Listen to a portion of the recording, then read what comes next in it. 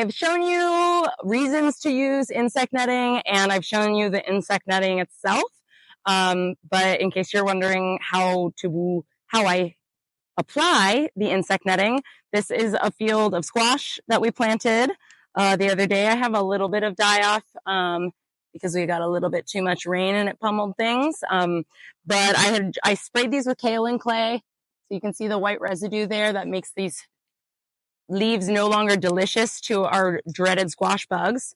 But I still want to put insect netting on them because the more rain we get, the more chance the kaolin clay is going to wash off. So first, before putting on insect netting, I put hoops down. These hoops I cut myself. I don't remember the gauge, but I got a little bit bigger than a coat hanger gauge of wire, like a giant spool of wire, and then we cut it so that I can now, and I'll put it a little farther outside of the plant so I can straddle the holes. And then later when I come back on and put insect netting on, the hoops will raise it above the ground and above the plants so that the insect netting, even if there's rain, won't drip down on the plants. And if you look behind me, you can see in the bok choy, I did the same thing. I wasn't using weed barrier under the bok choy, so the hoops are horizontal rather than vertical.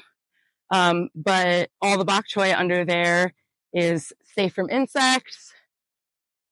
It could stay warm if you wanted it to, but it's protected and the row cover is not laying on them, which is an environment that could produce mold or decay. After I put the insect netting on, I'll either use a shovel to plug holes with the dirt so that I can hold it down, or probably more likely in this case, because I forgot my shovel, I'll put some sandbags on it. And that's how I use insect netting.